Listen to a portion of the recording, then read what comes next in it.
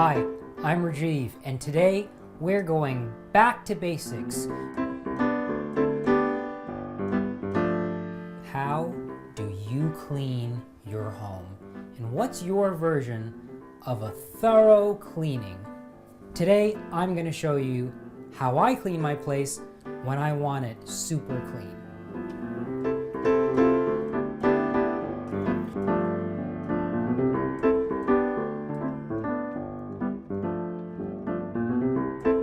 The next step is dusting.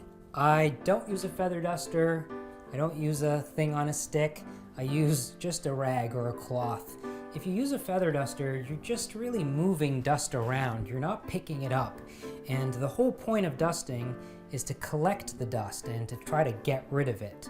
So I use a cloth, and if you use a cloth like this, as you're picking up the dirt, you can see it on the cloth, and you can just fold it in different ways to get a new clean surface. And I try to dust everything. I do this once a week. I don't know where it comes from, but there's always dust. Carpets love dust, and that's why I don't have any wall-to-wall carpeting in here, because I don't want it. I love rugs though. I especially love those little Persian rugs, but they collect so much dust, and you can vacuum them, but they still hold dust. The most effective way of getting rid of dust from a Persian rug is really the old image that you have of a grandma leaning out of a window, shaking a rug. Shaking a rug is very effective, and it always blows my mind how much dust comes out of a rug when I'm shaking it. I vacuum the rugs before I shake them, and then I shake them, and there's still so much dust. Close your windows. Don't have a cameraman sitting in your open window while you're doing this.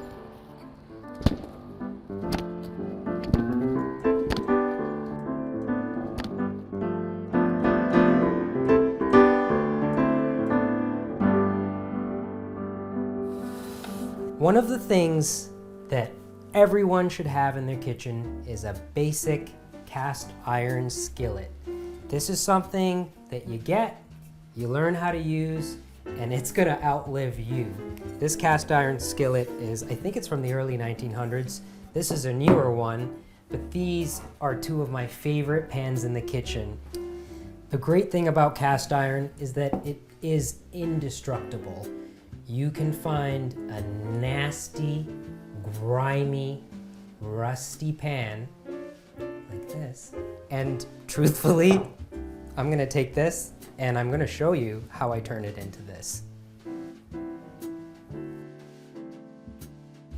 Because cast iron is truly indestructible, you don't have to go out there and buy new cast iron. So this is a stainless steel pan, and stainless steel is non-reactive. You can cook a tomato sauce in here for hours and hours and hours. It's not gonna react with the metal of the pan. This is enameled cast iron. So the body of this is cast iron, but it's been coated with an enamel, and this is also non-reactive. You can cook your tomato sauce in here for hours and hours. You can add red wine to it. It's gonna be fine. This metal, however, is reactive. You don't really wanna put acid in here. If acidic food is left in these pans for a long time, it starts to eat away at the coating and it will react with the metal. The tomato sauce might turn a kind of purpley color. So that's one thing to consider. These pans are used for frying things, for baking in. You can make cornbread in this pan, but you don't really want to cook a tomato sauce in here, put lemon juice in here, clean the pan off with some red wine for a sauce. That's not what cast iron is for. This has a lot of rust on it that's actually three-dimensional. I got this for filling holes in the wall with stucco, but it's bendable, and it's the perfect thing for this. Once you're done with the putty knife, move over to steel wool. And I like to start with coarse steel wool and then work down to fine steel wool. So for the first scrubbing with the steel wool, just get in there. Look at this, all coming off. I think we're pretty good. At this point, we want some water just a little bit of soap. And we're gonna take our steel wool and we're gonna wash this pan. And just really get that water in there with the steel wool and scrub. The water and the soap is gonna act as a lubricant at this point to get off most of that rust. So look at that. It's already looking really good. Dry it off really well. Get all that water off of it quickly. There. This is the hard part. This is the really grimy bit. And the next step is to take this pan to the kitchen and get it warm. The stove's on. Cast iron pan goes on the stove and gets warmed up. So I've actually had this on the stove for quite a while, just on a low flame to heat the whole pan up, even the handles warm. So you don't want to get this crazy hot. I don't see any smoke rising from the pan, but it's hot. Once the pan has been heated through, you want to put some grease on it. So you can use anything. You can use vegetable oil, but what I like to really use is some kind of hard fat. You can use lard, or you can use vegetable shortening, and that's what I'm going to use today. So I'm just going to take some of the shortening, well, like a nice healthy amount of shortening, just swirl it around and coat the whole thing. You can see it's melting very quickly. So I'm going to move from that to a little piece of paper towel and soak up this grease and really get it into every part of the pan, outside and in. So first, we'll do the inside, then I'm going to do the outside, and doing the bottom too. Every little bit. Do the handle too. I should also point out that if you're going to use oil for this, you want to use an oil that has a high smoking point. So not olive oil, not coconut oil, not like almond oil. You want to use vegetable oil or corn oil, something that can tolerate being heated at a high temperature. And when you're oiling the pan, you're going to continue to be removing rust. This process is going to continue to take off the remaining rust that's on there. So switch it up. Like, take this paper towel, rub the grease in, and then get rid of this paper towel and do it again with something that's clean. Add more grease to the pan and do it again. And you'll see that as you keep doing this, the paper towel starts to pick up less and less rust.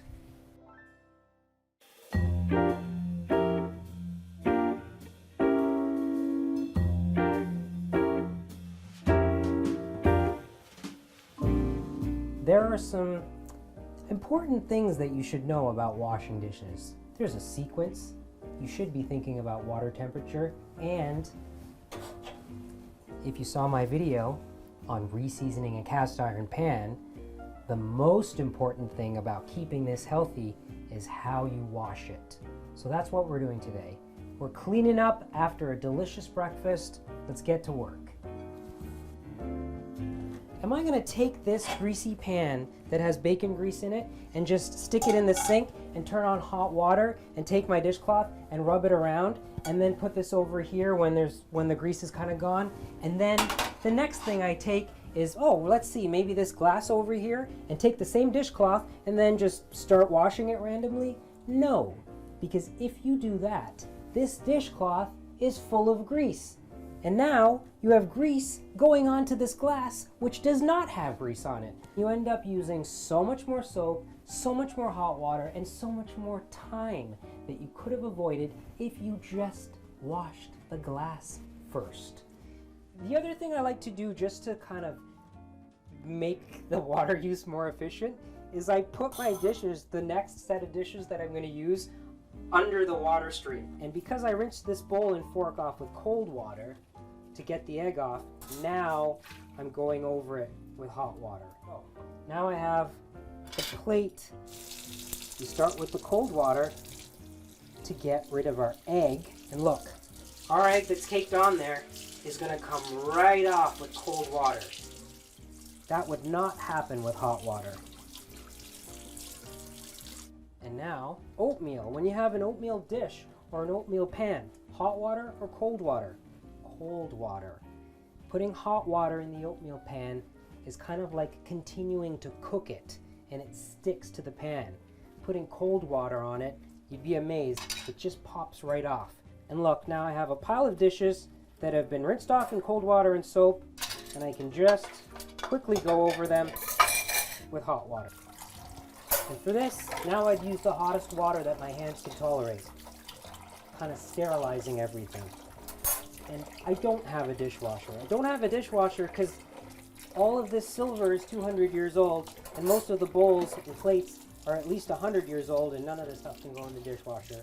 I also have this sink, this faucet and this sink that I absolutely love. And I like being here. I like doing dishes. How to sharpen a knife. I only have 3 knives in my kitchen, but they're all excellent, high quality steel blade knives. And I like to keep them sharp. So, sharpening a knife is something that I think everybody should know how to do at home. You can take your knife to a butcher shop. Sometimes, if you're lucky, you have a local truck that comes around and rings a bell once a week. Very old school. I have a guy that comes here every Sunday, sharpens knives. But if you don't have that, this is something that you should learn how to do if you like to cook, because keeping your blades nice and sharp just makes for a much more efficient kitchen all around. To grind down the edge of a knife that is extremely dull, that is nicked or dented, I use oil stones. And oil stones are used for sharpening all kinds of steel blades, not just knives, but chisels for woodworking, pocket knives, what else? Any kind of metal tool that needs a sharp edge can be sharpened on a stone. And they come in different grades of coarseness. So I have here 2 pieces of quarried Arkansas stone. Arkansas stone has a reputation for being the best stone, some of the best stone, for honing blades by hand. So to sharpen this knife, I'm going to start with a coarse stone, which is going to abrade the edge of the steel quickly.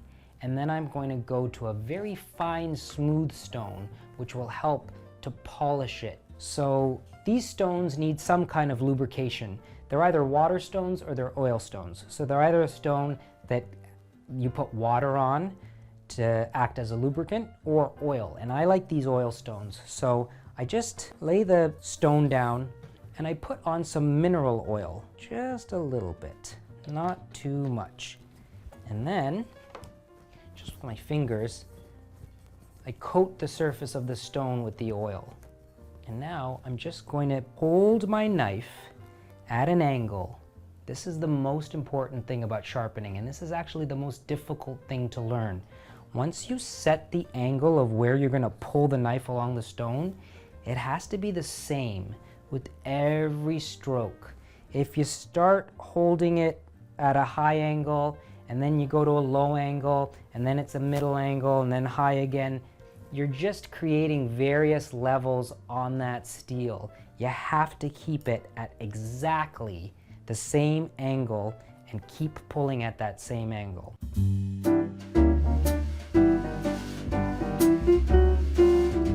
Hi, I'm Rajiv, and today we're going back to basics. Washing windows, something that every grown-up needs to know how to do. So I've used the blue commercial window glass cleaner stuff. I've used the vinegar in the newspaper. I've used like glass wipes, and this by far for me is the most effective way of getting a completely streak-free surface for the windows, for mirrors, for glass. You need the right amount of cornstarch for about a gallon of water. So I have this bucket filled to about here. I'm only gonna put in a 1/4 teaspoon of cornstarch. So just that much cornstarch. Into the warm water, stir it around, and really mix it in, because you don't want any lumps or clumps of cornstarch to get onto the cloth, because those will transfer to the glass.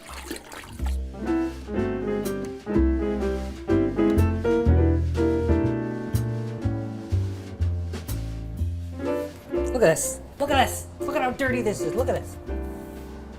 Look at this filth. There's a lot of dirt on these windows, and most of the dirt is actual, like, real grime. I'm gonna take that off of the window first by just using this wet cloth.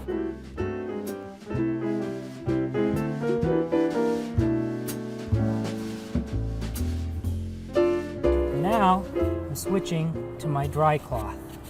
A dry, clean cloth, and I'm just gonna polish all the water off. And because the sun's shining on the window, it's helping to dry the window quickly. But you want to do this and check and make sure there are no streaks. And that looks really good actually, already. But making your bed is important because you do it, it's all neat and tidy, and then you go out there in the world and you have your day.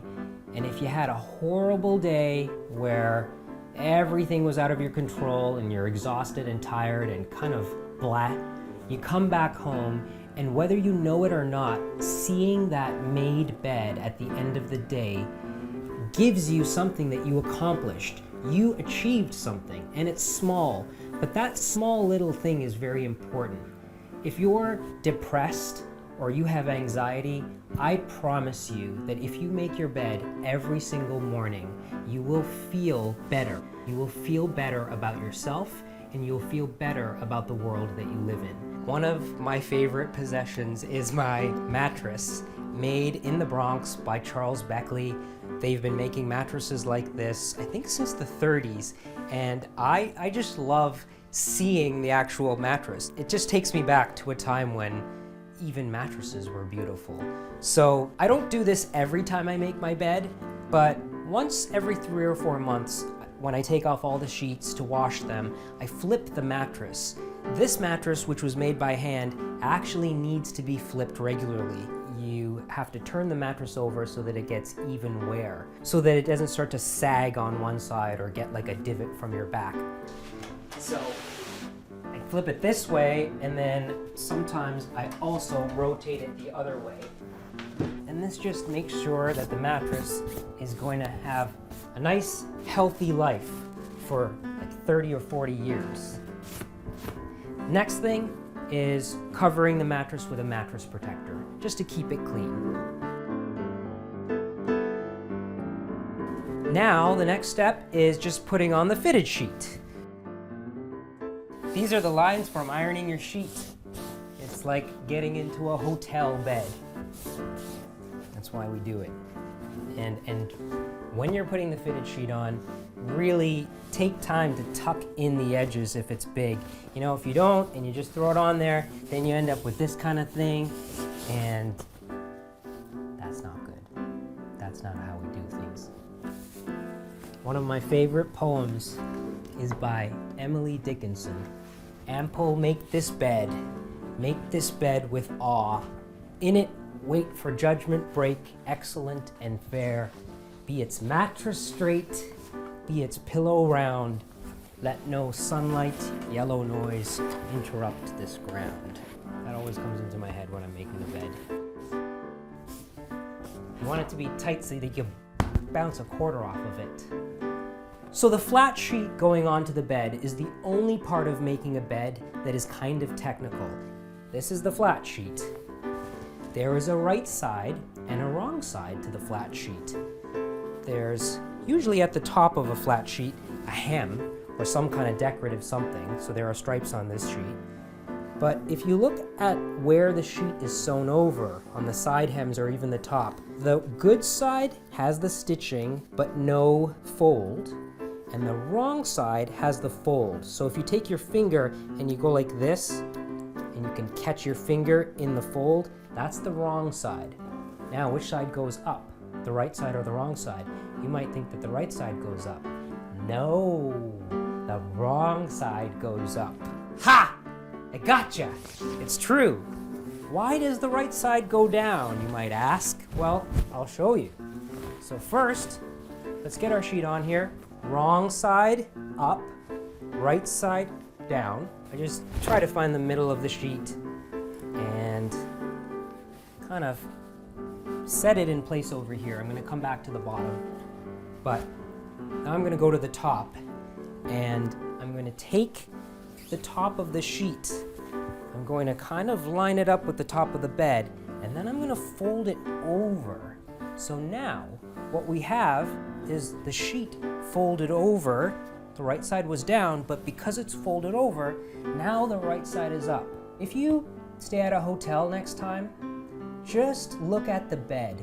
And almost in every hotel, this is the way a classic bed is made, with this fold down. This is a pocket to hold the blanket or to hold the duvet. You pull this up, you pull the duvet up to here, and then you fold this down over the bed. And what that does is it keeps the blanket or the duvet cleaner. So cuddle yourself at night and you're all cozy, but what's touching your face and what's touching your skin is the flat sheet, not the blanket or the duvet.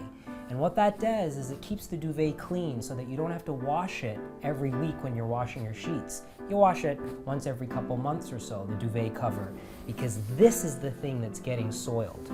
So that's why this is folded over like this everywhere you go. You're meant to use this to cover the top of the duvet or the blanket to keep it cleaner. Got it?